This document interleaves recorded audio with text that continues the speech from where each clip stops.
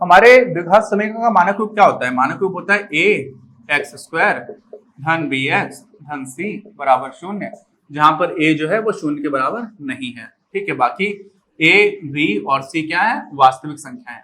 इतना तो हमें पता है। अब इसी को हम लोग पूर्ण वर्ग बनाने की कोशिश करते हैं। ठीक, तो क्या करेंगे? सबसे पहले हम लोग क्या करेंगे? ए से डिवाइड कर देंगे। एक्स को हम लोग को एक ही का वर्ग बनाना है, एक्स स्क्वायर ही रखना है, एक्स का ही वर्ग बनाना है। धन बी बटे ए एक्स धन सी बटे ए एक्स हो गया। अब क्या है? अब आपको पता है कि इतना आप देख करके ही समझ जाते हो, इसका आधा कर देते हो तो क्या हो जाएगा? ये बताइए। ये हो जाएगा x धन b बटे 2a। b बटे a का आधा क्या हो जाएगा? b बटे 2a। इसका आपने कर दिया वर्ग। अब इसमें क्या करोगे? आप घटा क्या दोगे? b बटे 2a का ही स्क्वायर घटा दोगे। यही तो तरीका था करने का। धन क्या किया आपने? c बटे a कर दिया, ये बराबर शून्य आ गया। अच्छा, यहां से आपको हम लोग x का मान निकालते हैं, तो x का मान यहां से क्या निकलेगा? x धन b बटे 2a का होल स्क्वायर अभी भी हम लोगों को रखा हुआ है, और इस पूरे को हम लोग दूसरी साइड ले जाते हैं। तो दूसरी साइड ले जाएंगे तो क्या हो जाएगा? b स्क्वायर बटे 4a स्क्वायर, और ये क्या हो जाएगा?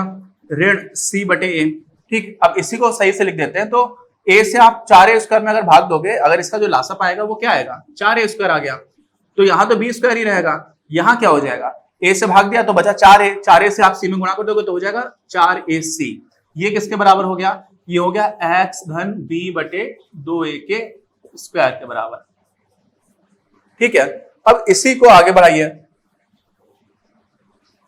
हमने क्या किया? सीधे सीधे वहां से x का मान निकाल सकते हैं, बिल्कुल निकाल सकते हैं, क्योंकि पूर्ण वर्ग है। तो x बटे 2a क्या हो जाएगा? ये बराबर हो जाएगा प्लस माइनस पूरे का वर्गमूल किसका? b स्क्वायर ऋण 4ac बटे 4a स्क्वायर। अब 4a स्क्वायर तो आपका वास्तव में 2a है, क्योंकि वर्गमूल के अंदर है, तो इसको आप वर्गमूल निकाल दोगे तो क्या हो जाएगा? 2a हो जाएगा। तो यहां से x जो है वो बराबर क्या हो जाएगा? माइनस b बटे 2a, ये वाला इधर चला गया, प्लस माइनस नीचे क्या है? यहां पर भी 2a आ गया, और ऊपर क्या बचा? Under root b square minus 4ac।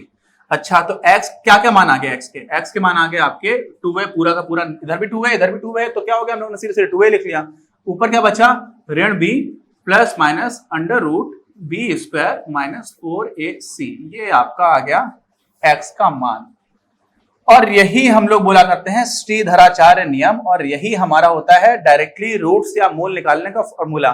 तो इस हिसाब से इस चैप्टर में एग्जामिनेशन पॉइंट ऑफ व्यू से सबसे ज्यादा इंपॉर्टेंट जो अभी तक का वीडियो है या वीडियो का कोई पार्ट, तो वो यही है कि हम लोगों ने जनरलाइज्ड इक्वेशन ली, एक मानक रूप में हम लोगों ने द्विघात समीकरण लिया, और उससे हम लोगों ने स्टैंडर्ड रूप में ही हमने उससे क्या निकाल दिया? मूल निकाल दिया। क्या निकल गया? मूल। ये एक मूल है कि दो मूल है? दो है, एक प्लस वाला एक माइनस वाला। ठीक, अब इसमें ये समझो यार कि अगर ये जो अंडर रूट के अंदर लिखा हुआ है, दिख रहा है क्या? नहीं दिख रहा है? क्या लिखा हुआ अंडर रूट के अंदर? अंडर रूट के अंदर आपका लिखा हुआ है b स्क्वायर माइनस 4ac। क्या लिखा हुआ है? b square minus 4ac। ठीक, अब इसी को थोड़ा सा समझ लो ठीक से। अगर आपका b स्क्वायर माइनस 4ac, अभी हम लोगों ने जस्ट इससे पहले जो क्वेश्चन किया हुआ था ना, उसमें क्या आ रहा था? हमारा ऋण 71 बटे कुछ आ रहा था, कोई भी संख्या आती है तो ऋण 71 ऐसा करके अंडर रूट के अंदर आ रहा था। और हम लोग सोचा था कि कोई भी वास्तविक संख्या है उसका वर्ग आप करोगे तो वो तो कोई धनात्मक संख्या हो जाएगी, तो किसी ऋणात्मक संख्या का वर्गमूल आप कोई भी वास्तविक संख्या हो ही नहीं सकती है। और ये जो वास्तव में निकल करके आ रहा था ना, वो क्या है? वो यही हिस्सा है। क्या है? Under root b square minus 4ac। इसका मतलब इसमें सिर्फ और सिर्फ आप ये देखो, अंडर रूट हटा दो और सिर्फ b स्क्वायर माइनस 4ac देख लो। अगर b स्क्वायर माइनस 4ac ये बड़ा है शून्य से, इसका मतलब क्या हुआ कि वर्गमूल के अंदर जो भी कुछ आ रहा है, देखिए यहां पर क्या आ रहा है? सिर्फ वर्गमूल के अंदर यही तो आ रहा है, बाकी सब तो पहले से माइनस b माइनस अपॉन 2 है, ये सब तो वास्तविक संख्याएं हैं। लेकिन b स्क्वायर माइनस 4ac अगर धनात्मक संख्या है तो धनात्मक संख्या का वर्गमूल तो आप निकाल सकते हो, है ना? लेकिन अगर ये ऋणात्मक संख्या है तो उसका वर्गमूल कैसे निकालोगे? नहीं निकाला जा सकता। तो इसी से हम लोग समझ जाते हैं क्या? b स्क्वायर माइनस 4ac अगर शून्य से बड़ा है तो हम लोग क्या बोल देते हैं कि इसके, अगर ये शून्य से बड़ा है तो इसका मतलब वर्गमूल के अंदर कुछ आएगा, शून्य तो आएगा नहीं। शून्य से बड़ा है, मान लीजिए 1 है, तो अब वर्गमूल के अंदर 1 आ जाएगा। तो क्या हो जाएगा? आप एक बार 1 जोड़ रहे होगे, एक बार 1 घटा रहे होगे, फिर 2a से भाग दोगे, तो क्या हो जाएगा? यहां पर दो अलग अलग मूल आ जाएंगे, दो अलग अलग मूल। ठीक है, सिर्फ और सिर्फ बी स्क्वायर माइनस 4ac देख करके आप बता लोगे। और अगर B square minus 4ac zero हो गया, तो अगर ये जीरो है तो जीरो का वर्गमूल क्या हो जाता है भाई, ये जीरो है तो वर्गमूल आप इसका पूरा निकालोगे तो क्या हो जाएगा, जीरो हो जाएगा। इसका मतलब आप किसी में जीरो जोड़ रहे हो, किसी में जीरो घटा रहे हो तो कोई फर्क ही नहीं पड़ेगा। तो हर बार आपको दोनों ही स्थितियों में दोनों मूल होंगे सेम मिल जाएंगे। तो यहां पर अगर ये जीरो के बराबर है तो हम लोग क्या बोल देंगे इसको, दो समान मूल। क्या बोलेंगे, दो समान मूल आ गया, दो टू इक्वल रूट्स। और अगर B square minus 4ac zero से छोटा हो गया, मतलब ऋणात्मक हो गया भाई साहब, तब तो इसके क्या हो जाएंगे, वास्तविक मूल हम निकाल ही नहीं पाएंगे। क्यों, क्योंकि हम तो दिख रहा है भाई, अगर ये ऋणात्मक संख्या है और किसी भी ऋणात्मक संख्या, यहां पर ऋणात्मक संख्या लिखी हुई है, तो आप इसका वर्गमूल निकाल ही नहीं पाओगे, क्योंकि हर संख्या का वर्ग करोगे, कोई भी चाहे धनात्मक हो चाहे ऋणात्मक हो, तो वो एक धनात्मक संख्या हो जाती है। तो यहां पर इसके रियल रूट्स, वास्तविक रूट नहीं मिलेंगे फिर, है ना। तो हम क्या लिख देंगे इसमें, कोई वास्तविक रूट नहीं, कोई वास्तविक मूल नहीं। आगे बात समझ में। अच्छा, तो अब यहां से ये समझो कि यार सिर्फ और सिर्फ हमें b और 4ac ये सब तो हमें यहीं पर दे रखा है, स्टैंडर्ड फॉर्म में दिख जा रहा है, a यहां से दिख जा रहा है, b यहां से दिख जा रहा है, c यहां से दिख जा रहा है। तो b स्क्वायर माइनस 4ac तो हम लोग इसी इक्वेशन से देख के निकाल सकते हैं। और ये देखते ही, क्योंकि आपको किसी भी समीकरण दे रखा है, तो यहां से देखते ही देखते आपको समझ में आ जाएगा कि बी स्क्वायर माइनस 4ac क्या होगा। और बी स्क्वायर 4ac आपको एक बार पता चल गया कि शून्य से बड़ा है या शून्य से छोटा है, तो आप ये बता लोगे कि इसके दो अलग अलग रूट्स होंगे, या इसका एक ही जैसे रूट होंगे, या एक समान रूट होंगे, या फिर कोई भी रूट नहीं होगा, कोई भी वास्तविक रूट नहीं होगा, ये बता लोगे। तो ये क्या हो गया, ये हमें बता दे रहा है, पूरी जानकारी दे रहा है। इसलिए इसको हम लोग बोलते क्या है, डिस्क्रिमिनेंट। क्या बोलते हैं, डिस्क्रिमिनेंट। ठीक है, और इसको हिंदी में क्या बोलते हैं, इसको हिंदी में बोलते हैं विविक्तर। क्या बोलते हैं, विविक्तर। तो इस पर कभी कभी प्रश्न आ जाता है कि आप इसका विविक्तर निकालिए, तो बहुत आसान होता है, क्योंकि हमें बहुत कम कैलकुलेशन करनी होती है, लेकिन इसका महत्व तो समझिए। तो ये है आपका विविक्तर। ठीक, अब ये पूरे एग्जामिनेशन पॉइंट ऑफ व्यू से बहुत ज्यादा इंपॉर्टेंट है, तो इसको अच्छे से नोट भी कर लीजिएगा, नोट्स में भी आपको मिल जाएगा। अभी तक हम लोग देख चुके हैं कि अगर हमारा एक मानक रूप में द्विघात समीकरण दे रखा है, तो इसके हल क्या होंगे, minus B plus minus under root B square minus 4ac upon 2a, ऋण बी धन ऋण वर्गमूल के अंदर बी स्क्वायर ऋण 4ac बटे 2a। ये हमारा क्या हो जाता है, सीधा सीधा सूत्र आ जाता है, और इसको हम लोग लिख सकते हैं द्विघात सूत्र। क्या लिख सकते हैं, द्विघात सूत्र। हमारे एक बहुत महान गणितज्ञ थे श्रीधराचार्य जी, जिन्होंने 1100 शताब्दी के 12वीं शताब्दी में ये निकाल दिया था, इसका मान निकाल दिया था। और इसको हम लोग बहुत अच्छे से सीधे सीधे क्या कर सकते हैं, किसी भी इक्वेशन के रूट्स आराम से निकाल सकते हैं। और इसमें हम लोगों ने ये भी बात कर ली थी कि बी स्क्वायर माइनस 4ac देकर के आप बता दोगे कि इसके जो रूट्स हैं, अगर ये शून्य से बड़ा है तो दो अलग अलग रूट्स होंगे। ये जीरो के बराबर है तो क्या हो जाएगा, दो समान रूट्स हो जाएंगे। और अगर ये शून्य से छोटा है तो क्या हो जाएगा, कोई वास्तविक हल नहीं आएगा। ठीक, ये भी हम लोगों ने देख लिया। और इसी का नाम क्या होता है, इसी को हम लोग बोल देते हैं विविक्तर। ठीक है, तो ये बहुत इंपॉर्टेंट था, इसलिए मैंने इसको एक बार छोटा सा फिर से जल्दी से शॉर्ट में रिवाइज करा दिया। ये हो गया आपका विविक्तर। अब इस पर आधारित कुछ प्रश्नों को करते हैं।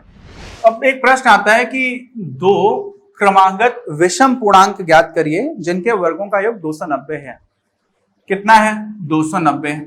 और किसकी बात हो रही है, विषम पूर्णांकों की। तो विषम पूर्णांक क्या होते हैं, 1 है, 3 है, 5 है, 7 है, 9 है, ऐसे करके दो दो के गैप में आप चलते चले आइए, जिनमें 2 से पूर्णतः भाग नहीं जाता, हमें पता है। तो अगर हम एक पूर्णांक को x मान लें तो दूसरा पूर्णांक हमारा x प्लस 1 होगा। क्या, x प्लस 1 नहीं होगा। यही सबसे इंपॉर्टेंट बात है इसमें। क्या होगा, x धन 2 होगा। क्यों, क्योंकि दो का अंतर है। तो अगर आपका एक x है तो दूसरा क्या हो जाएगा, x धन 2 हो जाएगा। अच्छा, अब कहानी बहुत आसान हो गई। बोल दिया गया कि पहला पूर्णांक और दूसरा पूर्णांक जो है उन दोनों के वर्गों का योग, तो दूसरे का वर्ग ये हो जाएगा, पहले का वर्ग आपका ये हो जाएगा। ये कितना है, 290 है।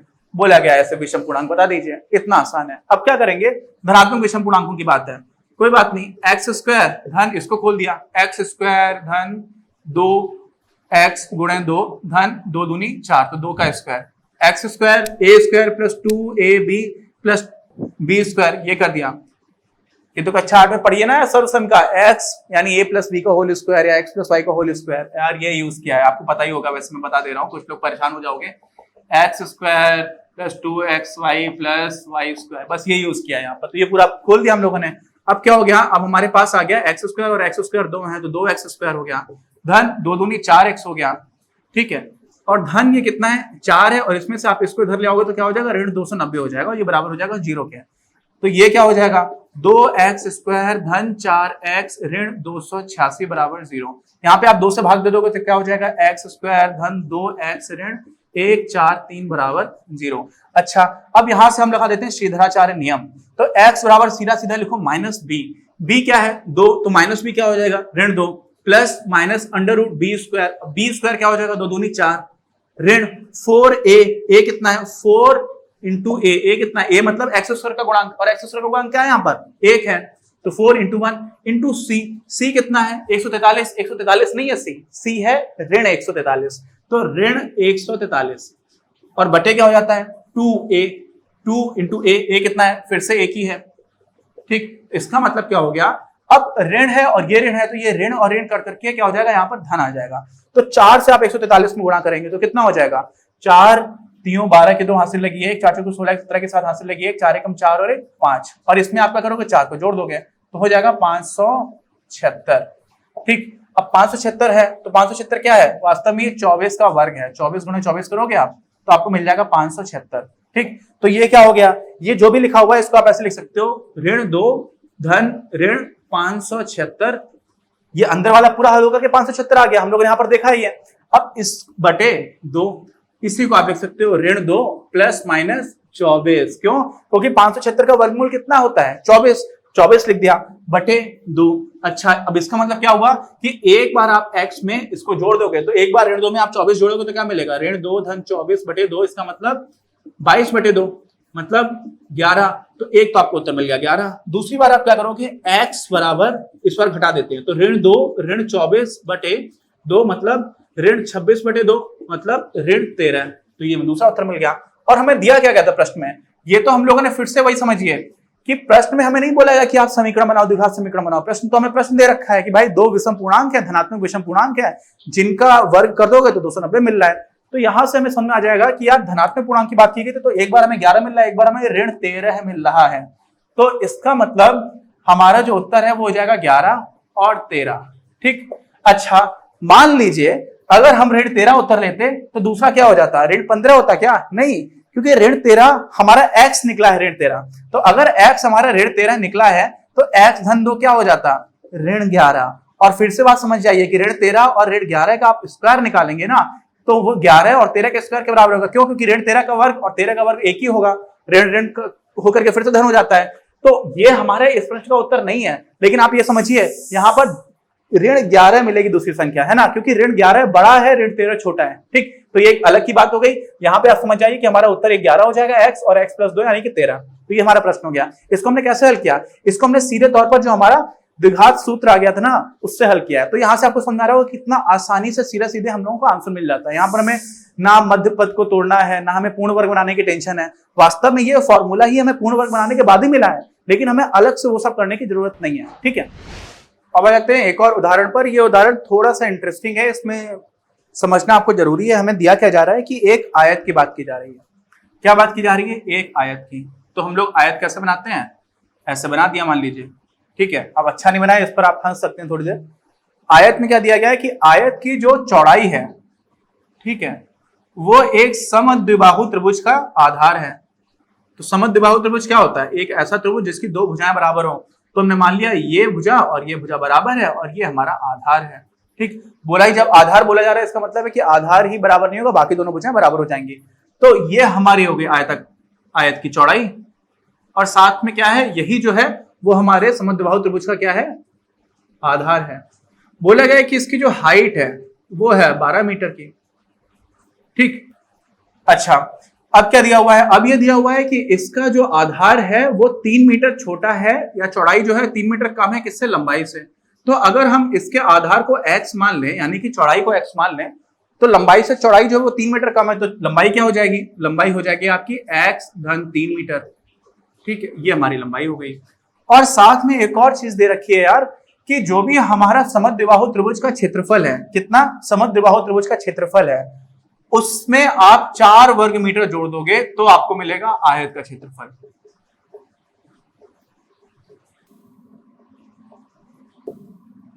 ठीक है, इतनी जानकारी हमें दे रखी है। अब हमसे पूछा गया है कि आप इस आयताकार पार्क की जो लंबाई है और जो चौड़ाई है वो बताइए। तो हमें x अगर मिल जाएगा तो हम क्या कर देंगे, बाकी सारी चीजें बता देंगे। अब समद्विबाहु त्रिभुज का क्षेत्रफल कितना होगा, पहले तो ये समझ लीजिए।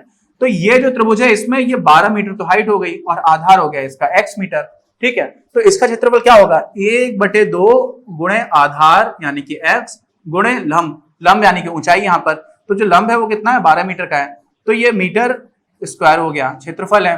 फिर क्या हुआ, इसमें आपने 4 मीटर स्क्वायर को जोड़ दिया, ये किसके बराबर हो गया, लंबाई और गुणे चौड़ाई। तो लंबाई कितना है, x धन 3 क्या मीटर गुणे x क्या मीटर, मीटर से मीटर, ये मीटर स्क्वायर हो जाएगा, तो मीटर स्क्वायर और मीटर स्क्वायर यहाँ का पूरा कट जाएगा। ठीक, यहां से मीटर स्क्वायर कॉमन लोगे, यहां से मीटर स्क्वायर कॉमन लोगे, मीटर की घात 2, सब कुछ कैंसिल हो गया। अब क्या बचा, अब यहां से 2 से आपने 12 भाग काट दिया, तो क्या हो गया 6x, 6x धन 4 बराबर है x स्क्वायर धन 3x के। अच्छा, इसी को थोड़ा व्यवस्थित करके लिख लेंगे, x स्क्वायर, इसको ये 6x को आप इधर ले गए तो क्या हो जाएगा, ऋण 3x हो जाएगा। 3x धन का है, उसमें तो 6x घटा दोगे तो क्या हो जाएगा, ऋण 3x, और ये वाला 4 भी इधर चला जाएगा तो क्या हो जाएगा, ऋण 4 बराबर 0। ये आपका द्विघात समीकरण बन गया। अब इससे हम लोग हल निकालने की कोशिश करेंगे। हम लोग द्विघात समीकरण सूत्र पढ़ चुके हैं, तो उसमें हमारा उत्तर क्या हो जाता है, x बराबर -b plus minus under root b square minus 4ac बटे 2a। ठीक, अब इसमें क्या है, सीधे सीधे वैल्यूज उठा के रख देनी है। b कितना है, ऋण 3, तो माइनस b क्या हो जाएगा, धन 3। समझ रहे हो ना, b 3 नहीं है, ऋण 3 है, ध्यान से देखना, बस यहीं पे गलती मत करना। बाकी क्या हो गया, प्लस माइनस b स्क्वायर, तो 3 का स्क्वायर क्या हो जाएगा, ऋण 3 का 9 हो जाएगा, चाहे धन हो चाहे ऋण हो, कोई फर्क ही नहीं पड़ता। अब ऋण 4ac, ऋण 4a कितना है, a तो एक ही है, और c कितना है, वो भी आपका ऋण 4 है, तो यहाँ पर ऋण ऋण का गुणा हो जाएगा तो फिर से जुड़ जाएगा। तो आप देखिए ये हो जाएगा 16 और ये 9, तो वास्तव में अंडर रूट के अंदर हो जाएगा 25, और 25 का वर्गमूल क्या होता है, 5 होता है, और नीचे क्या है 2a, कितना है 1, तो आपको क्या मिल गया, सॉरी ये है आपका 1, तो क्या मिल गया आपको मिल गया 3 धन ऋण अंडर रूट 25 बटे 2, और इसका मतलब क्या हो गया 3 धन ऋण 5 बटे 2। तो एक बार 5 जोड़ेंगे, एक बार 5 घटा देंगे, तो क्या हो जाएगा, 5 और 3 हो जाएगा 8 बटे 2, और दूसरी बार क्या हो जाएगा, 3 से 5 घटा देंगे, ऋण 2 बटे 2। इसका मतलब क्या हो जाएगा 4 या फिर ऋण 1। अब आप सोचो, थोड़े समझदार हो कि नहीं हो, समझदार हो तो आप सोचो कि यार x का मान ऋणात्मक तो हो नहीं सकता है, क्यों, x लंबाई है, मतलब कोई लेंथ है, चौड़ाई है ना पार की, तो वो ऋणात्मक तो होगी नहीं, 0 से कुछ बड़ी तो होगी, तो बड़ी होगी इसका मतलब धनात्मक हो जाएगी। तो x आपका निकल करके आ गया 4, तो x अगर हो गया 4 तो आपका x धन 3 क्या हो जाएगा, ये हो जाएगा 7। ठीक है, यही आपका उत्तर हो गया। तो ये हो गया 4 मीटर और ये हो गया 7 मीटर। द्विघात सूत्र का प्रयोग करके ही कुछ और उदाहरण हम लोग देखते हैं और उसके बाद हम लोग अपनी एक्सरसाइज पर जाएंगे। ठीक है, तो मिलते हैं हम लोग अपने अगले वीडियो में। अपनी क्लास का उद्देश्य आप सभी के लिए आप ही की भाषा में गुणवत्तापूर्ण शिक्षा उपलब्ध कराना है। कक्षा 12 तक के सभी प्रमुख विषयों पर हम वीडियोस बना रहे हैं और कुछ विषयों पर वीडियोस आपके अपने चैनल अपनी क्लास की ही अन्य प्लेलिस्ट पर अपलोड भी हो चुके हैं। ज्ञान के प्रकाश से देश को सशक्त बनाने के हमारे इस प्रयास में इस चैनल को सब्सक्राइब करके और लोगों के साथ शेयर करके अपना बहुमूल्य योगदान जरूर दें। पढ़ेगा इंडिया तो बढ़ेगा इंडिया।